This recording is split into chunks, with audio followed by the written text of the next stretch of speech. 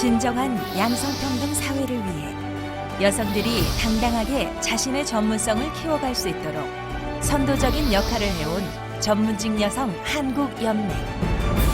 지난 50년 동안 여성들의 권리를 위해 일해온 전문직 여성 한국연맹이 쉰살을 맞았다.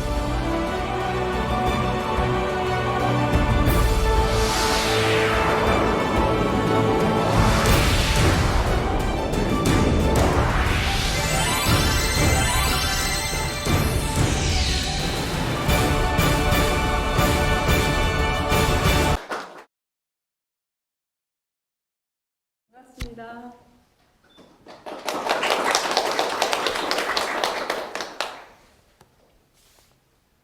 PPW 전문직 여성 한국연맹 광주클럽 회장 한민주입니다. 여가부 지원 청소년 양성평등 UCC 공모전 수상자 시상식은 유튜브를 통해 생방송으로 진행되고 있습니다. 이 행사를 기획하고 실행에 옮기기까지는 PPW 전문직 여성 한국연맹 이영희 회장님의 노고가 컸습니다.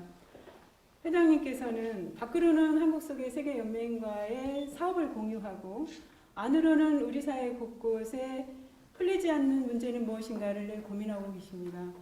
한국연맹 이영희 회장님의 양성이 평등한 사회와 여성 사회 참여 확대에 후원해 주신 여성가족부에 감사드립니다. 이 행사에 참석해 주신 분들과 참여해 주시고 계시는 전국의 회원님들께 감사드립니다. 이 사업은 전국의 청소년들을 위해 강원도 춘천, 경남 창원, 그리고 이곳 광주클럽에서 진행되고 있습니다.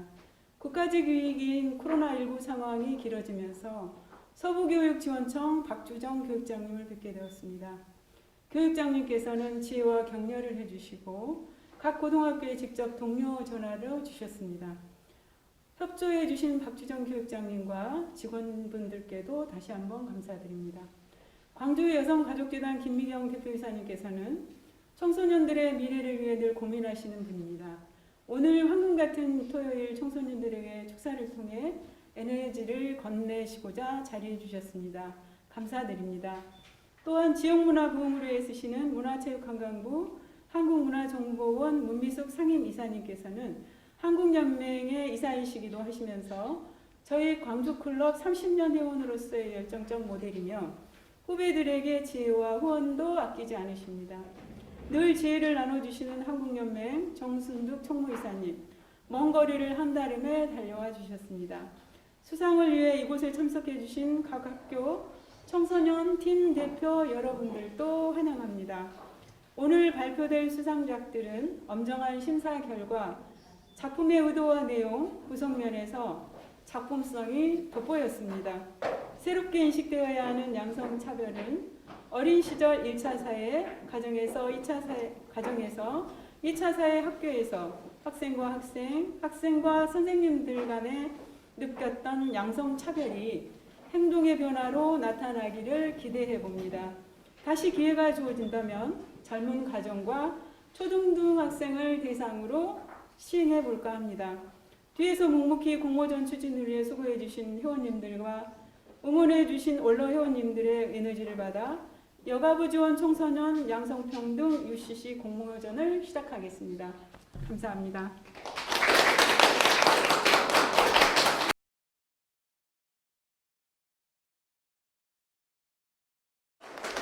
아니, 소개가 너무 거창해가지고 그냥 연극 배우입니다. 저는 오늘 여러분들하고 그 성평등 관련해서 잠깐 그냥 공유하고 소통할 수 있는 시간이 되었으면 하는 바람으로 짧게 준비를 했습니다. 사실은 정말 길게 준비했거든요, 오랫동안. 그런데 우리가 대면이 아니고 비대면으로 영상을 하다 보니 이 영상 강의가 굉장히 지루하다는 걸 최근에 들어서 알았습니다. 그러니까 좀 짧게 간략하게 굵게 그리고 또 재미있게 할 수 있는 방법으로 진행하도록 하겠습니다. 이 자리에 참석해 주신 여러분들 너무 감사드립니다. 그리고 특히 여기 우리 귀하신 분들 그리고 귀한 학생들 오셔가지고 정말로 고맙습니다. 반갑습니다. 요즘 코로나 바이러스로 인해서 거리가 너무 멀어졌어요. 사회적 거리라고 하는데 사실은 사회적 거리라기보다는 예전에 사회적 거리를 둘 정도로 우리가 가까웠나라고 생각을 해보면 사실은 그렇지도 않았던 것 같아요. 그런데 갑자기 단어가 새로운 단어, 사회적 거리라는 단어가 생기면서 괜히 더 거리감이 느껴지게끔 만들었던 것 같은데 실제적으로 보면 우리가 인간과 인간 사이에는 조금의 거리가 있어야 된다라고 생각을 해요. 그래서 그거는 그 사람이 싫어서가 아니라 나를 위해서 그리고 너를 위해서 또 우리가 하나가 되기 위해서는 그런 거리들이 필요했던 것이지 언젠가 우리가 함께 살아왔던 그 이유만으로 공동체 그리고 뭐 단일민족 이런 이유만으로 꼭 거리라는 자체가 있어야 되나 이렇게 따로 단어를 정리를 했었어야 되는 이런 의구심이 좀 들기는 하더라고요. 이처럼 새로운 시대에 돌입한 것 같습니다. 무엇이든지 다시 한번 생각을 해봐야 되고 잃은 것이 있다면 또 얻은 것도 있고 그런 소중한 시간이었던 것 같아요. 여러분들하고 이렇게 만나는 것도 그 소중한 시간 중에 하나인 것 같아서 너무 반갑습니다. 제가 일단 배우니까 일단 그 연극 대사로 원래 이제 조금 더 공간 이게 마이크도 놓고 그러면 좋을 텐데 제가 한번 연극 대사로 시작을 할 테니까 잠시 저를 보지 마시고 눈을 잠깐만 감아 주시겠습니까? 네. 아버지는 저를 인형이라고 부르면서 마치 인형과 노는 것처럼 저와 놀아주셨어요. 그러다가 당신과 결혼한 거예요. 다시 말해서 전 아버지 손에서 당신 손으로 인계되었다는 것이에요. 당신과 아버지는 저에게 큰 죄를 지은 거예요. 제가 이렇게 무능해진 것도 당신들 책임이에요. 물론 당신은 언제나 제게 친절하셨죠. 하지만 이 집은 놀이터에 지나지 않았어요. 친정 아버지가 저를 어린 인형으로 취급을 했다면 당신은 다만 저를 큰 인형으로 취급했을 뿐이에요. 그리고 이번에는 아이들이 제 인형이 되었어요. 아이들과 놀아주면 아이들이 기뻐하듯이 저는 당신이 놀아주면 그것이 기뻤던 거예요. 그것이 바로 우리들의 결혼이었다는 것을 이제 알겠어요. 토르발, 나는 나 스스로를 교육해야 한다는 걸 알았어요. 거기에는 당신도 도움이 되지 않아요.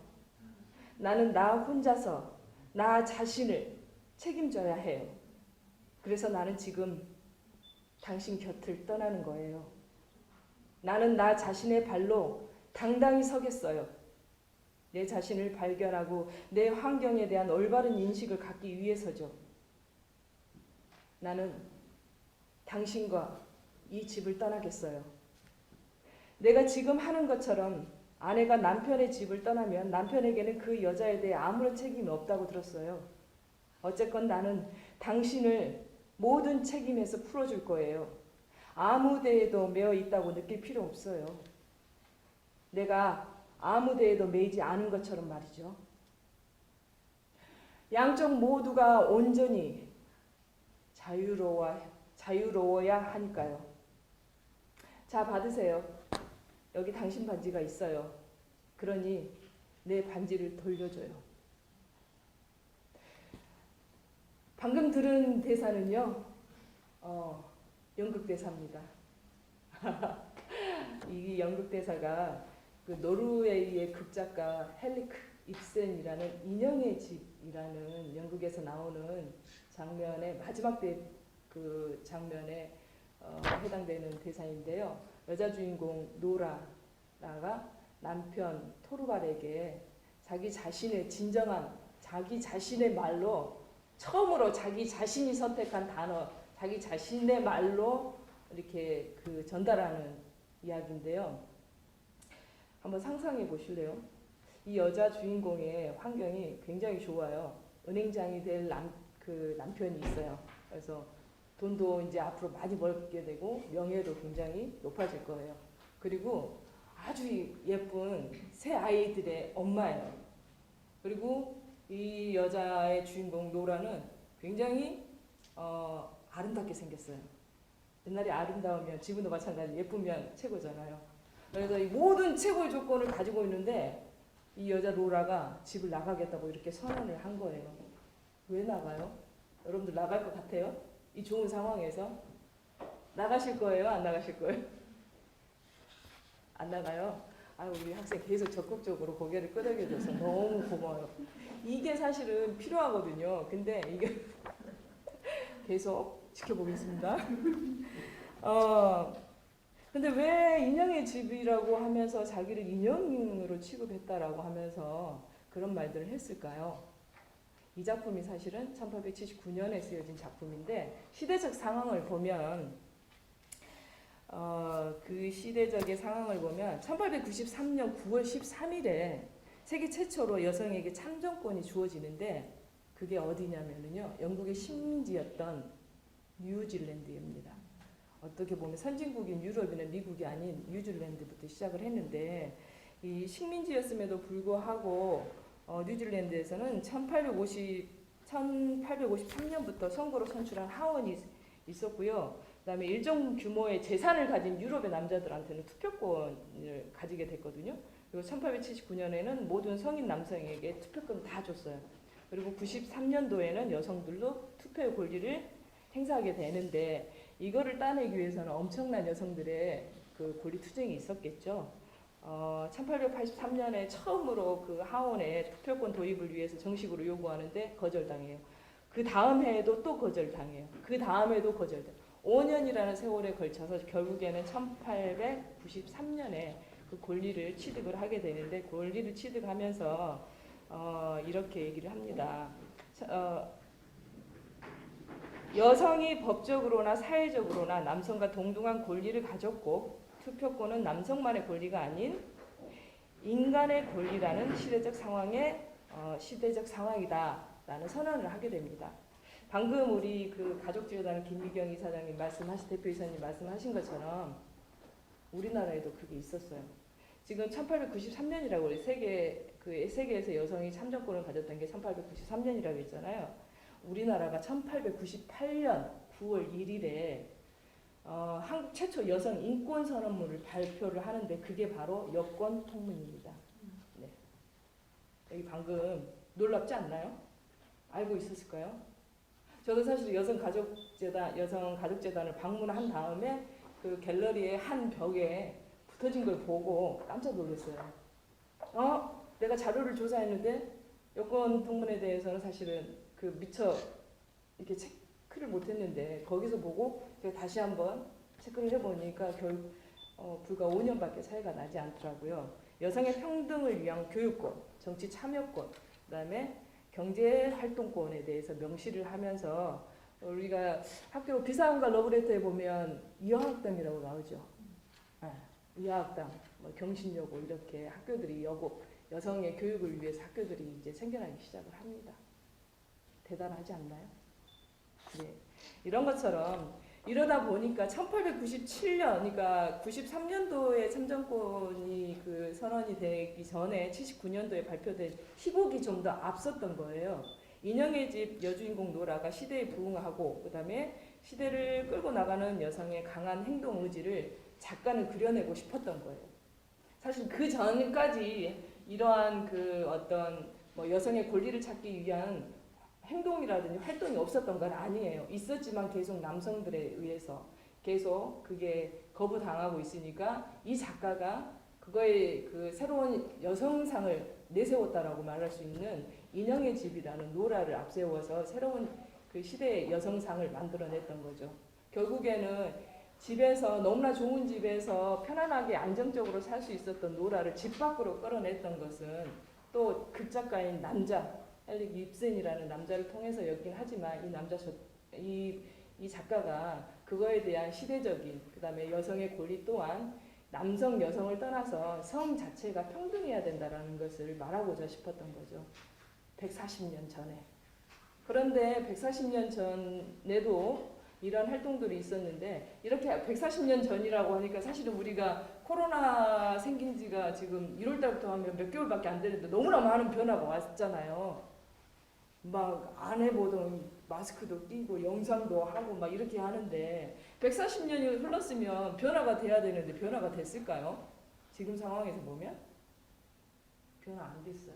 그러니까 이 양성평등, 성평등 막 콘텐츠도 하고 뭐 강의도 하고 계속 성평등 관련해서 각 부서마다 이런 그 교육들을 하고 있는 거겠죠. 남편에 의해서 인형처럼 살았던 노라가 이렇게 집을 나갔는데 1879년도 생각해 보세요. 그때 사회에서 이거 공연을 했어요. 코펜하겐 국립극장에서 공연을 하고 했는데 반응이 어땠을 거예요? 막 박수를 막 쳤을 것 같으세요? 난리가 난 거죠. 난리가 났어요. 여자가 집을 나가게 한다고. 이거 굉장히 그때 센세이션하면서도 극작가로서의 그 초반부터 어떤 이슈를 불러일으켜 드리지는 않았어요. 집 나가게 하니까. 감히 여자가 집을 나가? 지금도 집 나가면 뭐라 그래요? 집 나갈 자신 있는 사람. 여기서 혹시 엄마 아빠가 야 나 나가! 그러면 가방 들고 나올 수 있는 학생 있어요? 혹시 우리 여기 선생님들, BPW 회원님들, 여기 오신 분들 나가라고 하면 마지못해서 잘됐다 싶어 얼른 나올 수도 있겠지만 나갈까? 아 애도 있고 지금까지 한 것도 있고 그러는데 나갈 수 있을 것 같으세요? 안 될 것 같죠? 우리 학생들은 아마 그럴 것 같은데 엄마를 생각하면 안 될 것 같죠?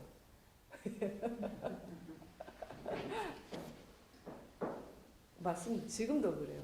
그런데 그 전에 중세 시대라든지 이럴 때 보면은 어떻겠어요? 여성들은 사실은 어떤 그 여성이란 여자 뭐 이런 게 없었어요. 아예 권리 자체가. 그리고 눈에 아예 사람은 있는데 나는 있는데 그 사람이 없어요.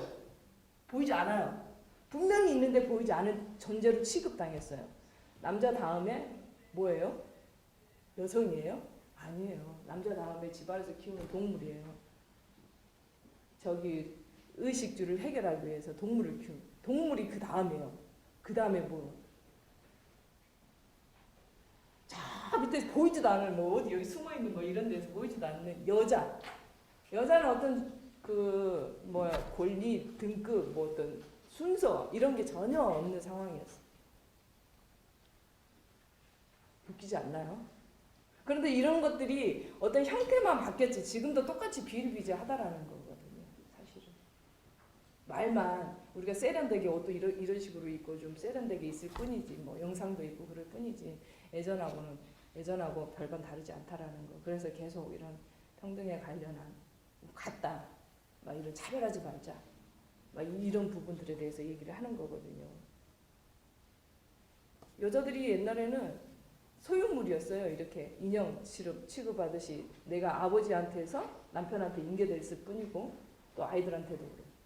그때는 여자들이 그 저기 결혼하기 전에는 아버지가 남편에게 하면 남편이 죽고 난 다음에는 아들에게 이렇게 계속 이렇게 물려가는 거예요. 그냥 소유권 이전.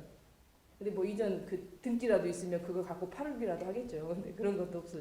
그냥 갔다가 막 이런 상황인 겁니다. 재미없으시면 하품하셔도 돼요.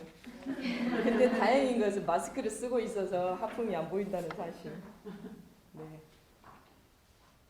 지금 최첨단 시대를 살아가고 뭐 AI 6차, 4차, 6차 산업혁명이라든지 요새 그거 이 단어 아시는지 모르겠네요. 우리 옛날에 호모 사피엔스 막 이러잖아요. 요새 무슨 인종인지 아십니까? 네, 제 책에 제가 포노사피엔스랍니다. 포노사피엔스. 요새 핸드폰 없으면 아무것도 못해요. 우리 핸드폰 아까 박주정 저기 축사도 막 이거 갑자기 하다가 핸드폰 켜보세요 그러면 핸드폰 보고 있잖아요. 이렇게 계속 그 진화하고 발전되는데 우리는 인간이라는 이 존재 자체는 이제 이 평등이라는 게 많은 부분에서 어느 정도는 이 정도면 되지 않았냐라고 하지만 사실은 더 우리는 앞으로 끝까지 그 해야 될 것 같습니다. 여성과 남성의 역할이 평등한가? 우리의 삶이 전체적으로 보면 평등한가? 여성과 남성이 모두 차별받고는 있지 않는가? 뭐 여성만 차별받는 게 아니라 남성 또한 차별받고 있지는 않는가? 그렇다면 무엇이 불평등한가? 그리고 여성과 남성의 불평등, 장애인과 비장애인의 불평등, 노인과 아이의 불평등, 뭐 청년과 중년 불평등, 아들과 딸의 불평등, 남편과 아내, 뭐 부모와 자녀 간의 불평등, 노동자에 대한 차별, 다문화 가족에 대한 차별, 외국인 근로자에 대한 차별, 성소수자에 대한 불평등 이런 우리 사회 전반에 걸쳐진 불평등이 차별을 낳고 그 차별이 결국에는 고립과 죽음으로 이르게 하는 이 구조적 오류가 있다라는 걸 인식하면서 이야기를 좀 더 진행하도록 하겠습니다. 반응이 없으셔. 뭐 이럴 때는 이렇게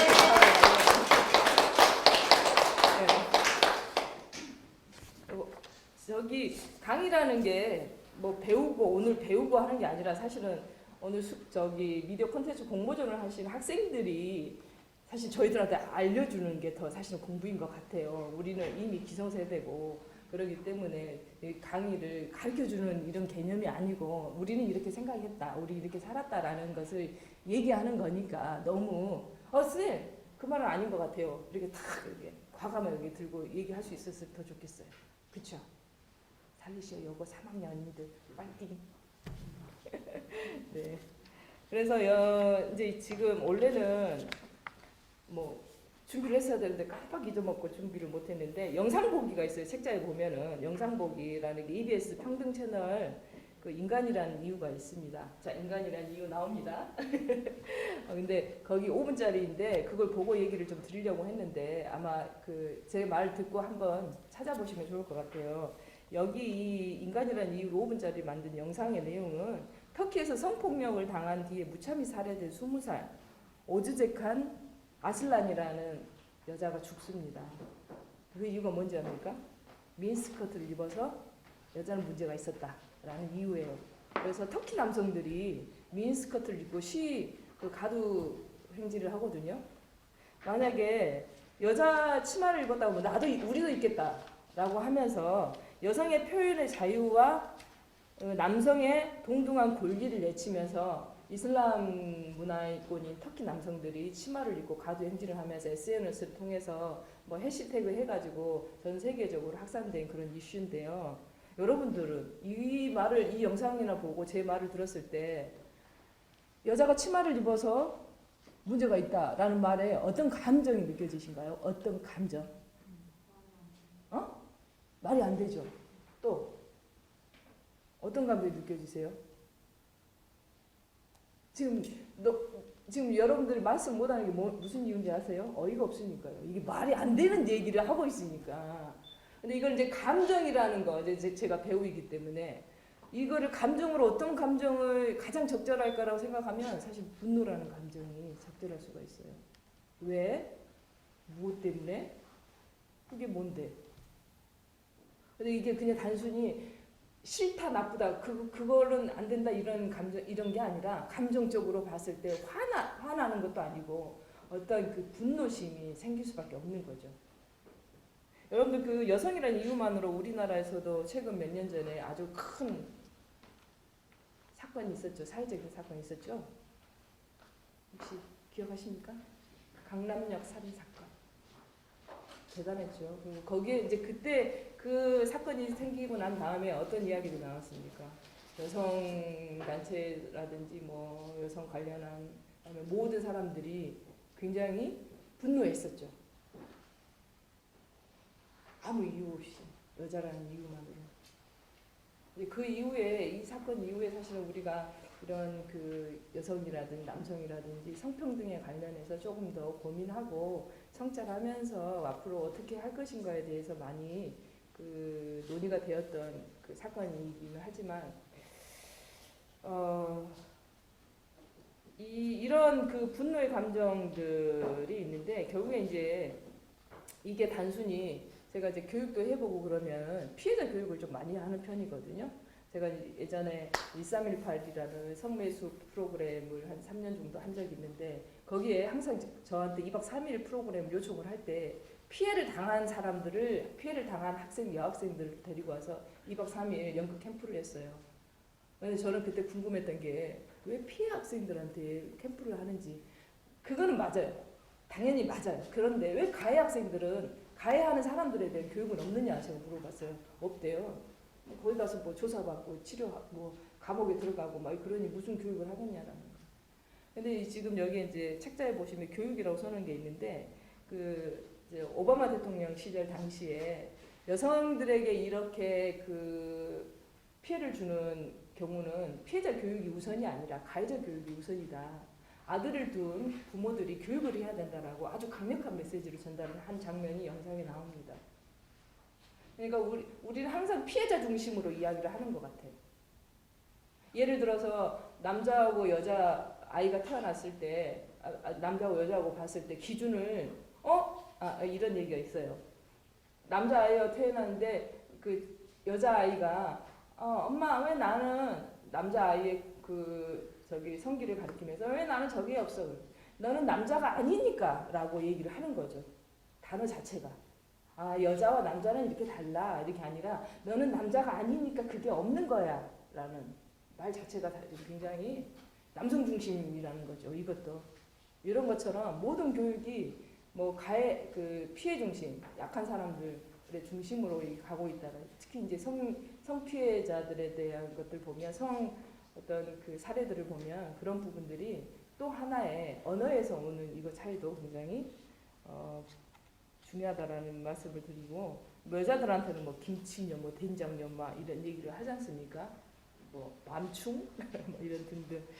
그런데 요새 이제 여성들의 사회적인 진출이 굉장히 늘어나고 그다음에 그 역량이 커지면서 여러 분야로 하지 않습니까? 뭐 예를 들어 가지고 옛날에는 그 법조계는 거의 남성 중심이었는데 요새 여성 판사들도 많이 나오고 그렇지 않습니까? 그러다 보니까 이 비례라는 게 어느 한 그 법원에서 그 여성의 판사들이 들어오는데 그 강령을 만들었더라고요. 그래서 어떤 것들에 대한 그 사항들을 동등하게 그리고 배려하는 입장에 그 강령을 만든 게 좀 이슈가 됐었는데 그 내용을 보시면 좀 더 자세하게 알 수 있을 것 같습니다. 그래서 우리가 차별이라고 하는데 여러분들 차별이라는 단어 제가 사전에서 찾아보니까 이런 거더라고요. 각각의 등급이나 수준을 두어가지고 차이를 두는 거예요. 차이를 두는 거. 그러니까 차별은 나는 나는 수준이 좀 더 높고 너는 수준이 낮으니까 너는 좀 몹쓸 놀림을 당해도 돼. 뭐 이런 것들을 차별이라고 하는데 우리가 많이 들어봤던 것 중에 하나가 뭐냐면 다르다고 틀리다요. 야, 너 그거 틀려라 라는 말을 대체적으로 많이 써요. 야, 그거 틀려. 그거 아니야. 내 생각은 그게 아니고 넌 틀린 거야. 자꾸 부정적인 단어를 쓰거든요. 틀리다라는 거. 근데 틀리다라는 것은 내가 바라거나 하려고 하는 일이 순조롭게 되지 못할 때 틀리다라고 하는 거야. 내 입장에서 봤을 때 내 입장에 봤을 때 난 이거 하고 싶은데 제가 자꾸 저거 하니까 넌 틀려. 부정적으로 얘기하는 것을 틀리다. 그래서 이것은 계산할 때 뭐 2원 더하기 5원 하면 7원이어야 되는데 8원 하면 이거 틀려. 이렇게 계산법으로 나오는 것을 틀리다고 하는 거고 다르다라는 것은 보통의 것보다 두드러진 것을 다르다라고 해요. 이거는 긍정이에요. 보통의 것보다 낮은 게 아니라 보통의 것보다 우월한 것을 두드러진 데 있고 두 사람의 그 비교 대상이 서로 같지 않은 거지 틀린 건 아니라는 거죠. 선생님하고 나하고 다르잖아요. 선생님하고 나하고 틀린 사람이 아니잖아요. 학생들하고 나하고 다르지 학생들하고 나하고 틀린 게 아니잖아요. 이런 것처럼 그런 단어를 조금 더 정확하게 알고 있다면 이런 그 문제를 조금 더 다양하게 다른 각도의 시각으로 볼 수 있는 그런 관점이 생기지 않을까라는 건데 이거 한번 생각을 해보세요. 제가 아까 이게 틀린 건지 다른 건지 삶, 살아있다, 죽는다, 죽음 밤, 낮, 그 다음에 안과 밖, 그 다음에 육지, 바다, 왼쪽, 오른쪽, 시작, 끝, 하늘, 땅. 이건 틀린 거예요, 다른 거예요? 다른 거죠. 근데 다른 것은 같이 연결이 하나가 있으면 하늘이 없으면 땅이 있겠어요? 없죠. 안이 없으면 바깥이란 말이 있겠어요? 밤이 없으면 낮이란 말을 안 쓰겠죠. 왼쪽이 없는데 오른쪽이라고 누가 명명할 수 있어요. 이건 다른 거거든요. 틀린 게 아니에요. 그럼 다르다라는 것은 어떻게 하는 거예요? 서로 같이 상호 보완이 된다는 거예요. 이게 있어야지만 이게 가능하다라는 거거든요. 근데 이렇게 쌍을 이루고 있는 것들이 가지고 있는 게 바로 우리의 삶이라는 거죠. 태어나지 않았는데 죽음이 있을 수 없잖아요. 죽으면 어떻게 우리 또 태어난다고 하잖아요. 죽음은 끝이 아니고 이거하고 똑같은 것 같아요. 그래서 이건 서로 싸우면서 막 이렇게 싸우는 이런 것들이 관계가 아니라 서로 상호 보완하고 긍정적으로 되게 적극적으로 연계해서 생산을 해내고 창조적인 어떤 관계가 되는 쌍을 이루는 것들입니다. 거기에 바로 오늘 얘기를 하고자 하는 여자와 남자가 있는 거예요. 혹시 책장 안 보시나요? 안 받으셨구나. 여기 보면 여기 책자에 보면 이게 애기들 사진이 있어요. 애기들 사진 보이죠? 이게 혹시 누가 여자예요? 여기 누가 여자입니까? 누가 남자입니까? 모르죠? 애들 막 태어나면 알아요? 이 많은 아이들 중에서 여자 있고 남자 찾겠어요? 네. 우리 태어날 때는 구분이 없었어요.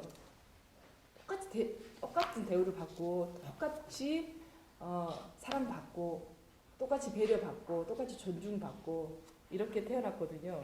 그런데 커지면서 신체적인 구조가 다르다는 이유만으로 아까 엄마 나는 왜 저게 없어? 그러면 넌 남자가 아니잖아. 엄마 나 이 옷 입고 싶은데 야 그건 남자 거야. 야 엄마 나 이거 할 거야. 야 그건 남자들이 하는 일이야. 뭐 이렇게 항상 기준이 남자 위주 기준이라는 거죠.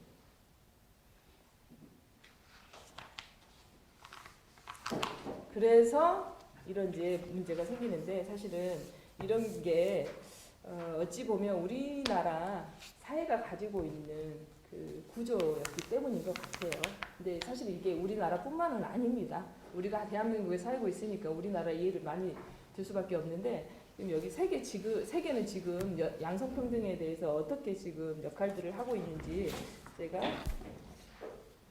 혹시 책자를 잠깐 이렇게 몇 부씩 돌려드리면 어떨까요?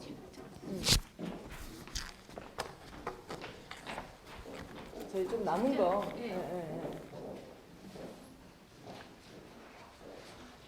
책자 지금 뒤에서 준비하고 네. 있으니까 잠깐만 내려오시게요. 아, 저희가 선물로 드리려고 다 넣어놓으셨구나. 네. 한 분씩, 예. 두 명씩 같이 보셔도 돼요. 지금 16페이지 한번 펴보세요.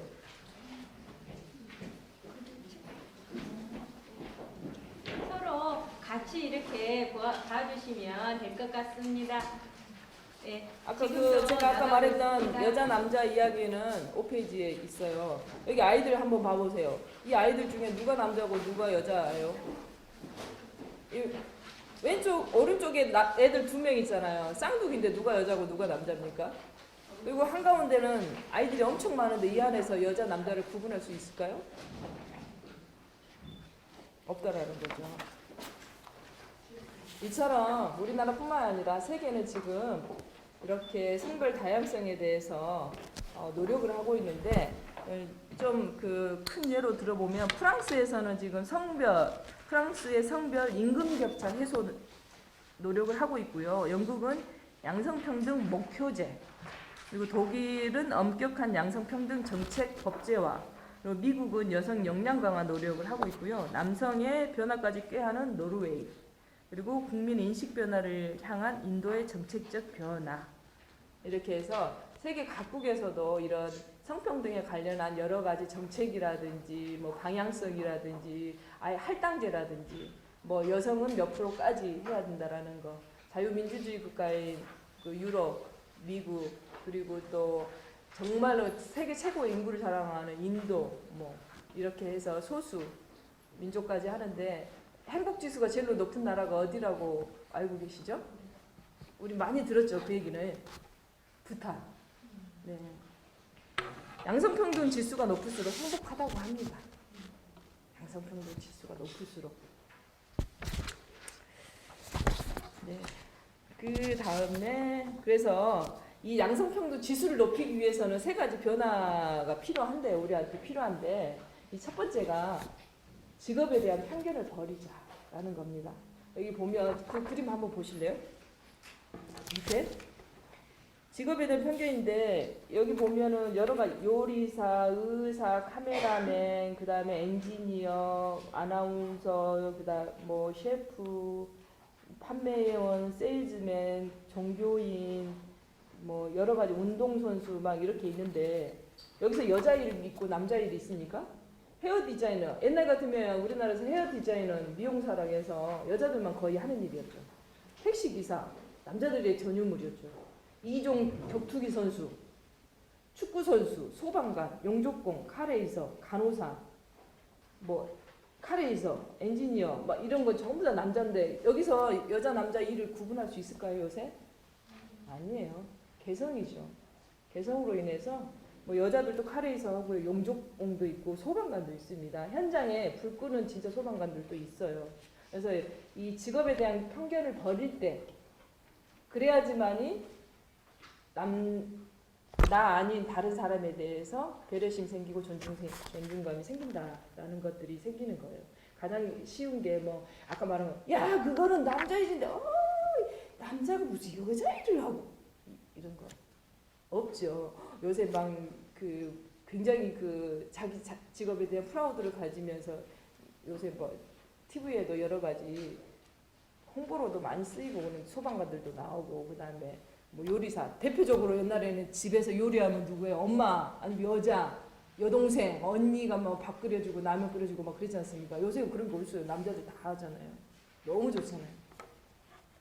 두 번째는 유리천장 깨기예요. 유리천장이라는 이제 이거 성평등 이렇게 이제 자료를 좀 많이 찾고 참고하다 보니까 이 얘기가 많이 나오는데 이게 굉장히 중요한 겁니다. 지금 오늘 대부분의 우리 그 참여분들이 여성분들인데 남성분들도 있고 근데 충분한 능력을 갖췄음에도 불구하고 자신의 그 위치에서 역량을 가지고 있음에도 불구하고 여자라는 이유만으로 아까 미니스커트를 입었던 이유만으로 그렇게 그 무참히 살해를 당한 것처럼 어쩌면 보이지 않는 살해를 당하는 거하고 똑같아요.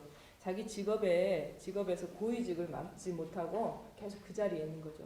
똑같이 여자와 남자와 입사를 하게 되면 남자들은 대리 과장 빨리 진급하거든요. 여자들은 계속 사원의 입장에 있는 거예요. 똑같이 대학 졸업하고 똑같이 대학 등록금 내고 엄마 아빠 사랑 똑같이 받았는데도 불구하고 똑같이 일을 못하고 여성들은 대학 졸업해가지고 아직도 뭐 잔심부름을 한다든지 뭐 이런 일들을 하고 있는 거예요. 남자들은 별거 안 해도 대리하고 저도 그런 예가 있었어요. 그래서 제가 올라가서 따졌어요. 그래가지고 잘렸어요. 네. 그래가지고 연극했어요. 네. 근데 여성의 사회 진출 기회는 많아지고 있는데 사실 고위직에 선출되는 경우는 없는 거죠. 그래서 유리 천장이라는 게 이렇게 보면 요새 이제 그 천장에 유리 같은 거 많이 놓잖아요. 근데 그거를 여기 그림 보지만 여성들이 아무리 능력이 좋아도 위에서는 남자만 픽 합니다. 그래서 이게 우리나라뿐만 아니라 뭐 그 선진국에서도 마찬가지로 여성이 고위직 쪽으로 가기 위해서는 진짜 가정도 다 버리고 자기 시간 다 버리고 모든 것을 다 버리고 진짜 남자처럼 강하게 막 이렇게 해야지만이 고위직 임원직이 된다든지 어떤 분야에 우뚝 서는데 요새는 이제 점점 그런 부분들이 깨어지고 있잖아요. 여기 계신 분들이 그 힘을 아마 더 해야 될 거라는 생각이 듭니다. 그래서 유리천장이라는 이 천장을 깼을 때만이 모두가 자유로워지고 밖에 분명히 천장을 통해서 파란 하늘이 보이고 구름이 보이는데 그걸 잡지 못하는 우리들의 여성들의 입장에 봤을 때는 얼마나 힘들겠습니까? 얼마나 고달프고 괴롭겠습니까? 세 번째, 양성평등에 필요한 세 번째는 뭐냐면 독박 육아, 독박 가사에서 탈출하자라는 거예요. 그 남자는 나가서 돈 벌고 아빠는 나가서 돈 벌고 엄마는 집에서 일하고 애들 키우고 요새 혹시 그런 집안 있으신가요? 엄마 집에서 밥만 하고 여러분들 학교 보내고 아빠는 나가서 직장 생활하고 있나요? 아니죠. 반대인 사람. 그것도 아니죠. 어느 정도 자기 일을 갖고 있잖아요. 그래서 앞으로 이제 우리 청소년, 우리 여기 학생들 여러분들은 더 그런 세대를 살아야 될 것 같아요. 그래서 요새 그 워킹맘 그다음에 육아데디라고 해서 제가 알고 있는 학교 선생님들도 그 저기 아내를 위해서 자기가 육아휴직을 하더라고요. 그래서 1년, 2년 정도를 아이를 같이 키우고 육아하면서 그 아내가 못했던 공부들 그다음에 할 수 있는 기회들을 주는 이런 아주 정말로 이런 인식들이 잘 되어 있는 동반자적인 가정 결혼 생활들이 늘어나고 있는 커플들을 보면서 참 고맙다라는 생각이 들고 그 아이들이 그걸 그 육아를 하고 있는 엄마나 일을 하고 있는 엄마나 육아를 하는 아빠를 보면서 굉장히 또 자신들이 여성에 대한 배려심이 생기지 않을까. 당연히 생길 수밖에 없다라는 생각이 들어서 너무 감사해서 이런 그 일과 가정을 양립하는 여성이나 남성의 경우 그런 그 삶의 만족도가 굉장히 높아지고 또 그 역할 나누기를 통해서 결국에는 우리는 똑같이 평등한 존재라는 것을 인식하지 않을까라고 생각합니다. 그러면 제가 제일 처음에 읽어드렸던 인형의 집에 로라 나갔어요. 어떻게 살았을 것 같습니까?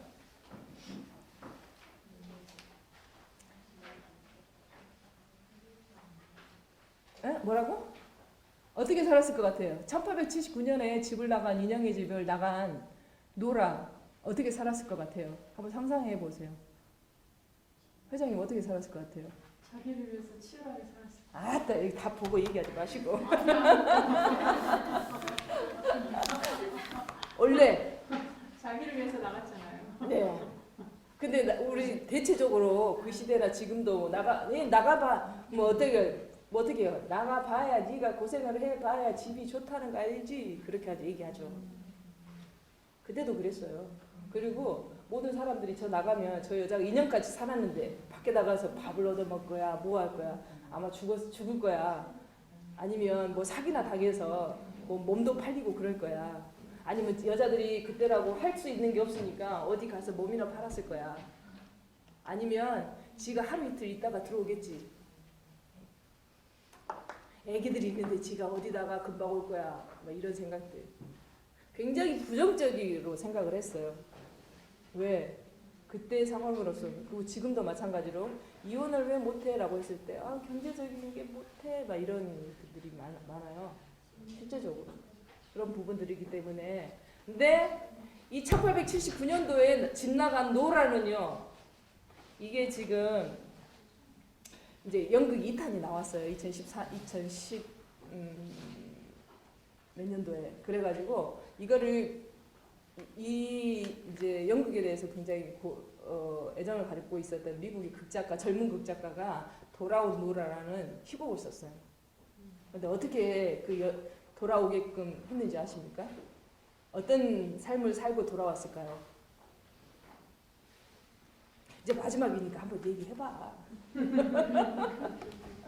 어떻게 극작가가 만들었어. 우리 이제 속칭 말하는 속편을 만든 거야. 어떤 노라가 돌아왔으면 좋겠어요. 얘기합니다. 그냥 어떻게 행복해? 그동안 140년 만에 돌아왔어. 어떤 노라였으면 좋겠어요. 본인이 생각했을 때. 자신이 여성이라는 것을 여성이 그런 차별을 받지 않고 진짜 자기가 차별을 받지 않고 모든 걸 다 이루었다는 그런 행복감으로 돌아왔어요. 우리 남학생 이 돌아온 노라 언니가 어땠으면 좋겠어요? 어떻게 돌아왔으면 좋겠어요? 멋지게. 그렇죠. 멋지게. 차마 말을 못하고. 네.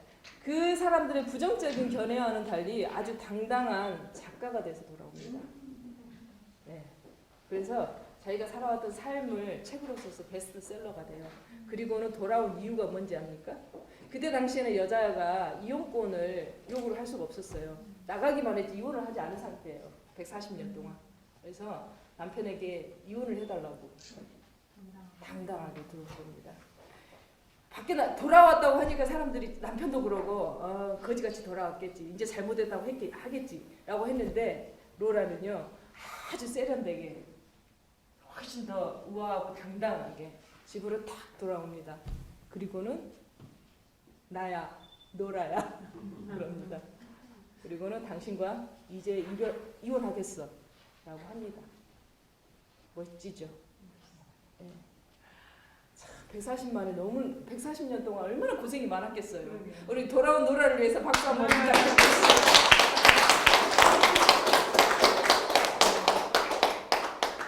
네, 맞습니다. 우리가 집을 나가는 일을 만들어서도 안 되고 또 굳이 꼭 집을 나가서 투쟁을 해야지만이 어떤 것을 이뤄내야 된다는 그런 것보다는 우리가 존재하는 이상 함께 그 자리에서 같이 그리고 똑같은 존재로서 살아가야지만이 그 우리의 인간의 권리는 동등해집니다. 그리고 내가 태어난 이상 앞으로 삶은 계속 태어납니다. 그리고 우리가 죽는 이상 앞으로 그들도 계속 죽어요. 근데 어떻게 살아야 되고 어떻게 죽어야 되냐라고 했을 때 자기가 태어난 몫을 다할 수 있는 사명감을 가질 수 있는 그런 삶을 살 수 있게끔 사회를 만드는 거, 행복한 사회를 만드는 거 이게 가장 중요한 겁니다. 그렇기 때문에 이 몫은 어디에 있느냐? 아무데도 없어요. 나한테 있어요. 나한테.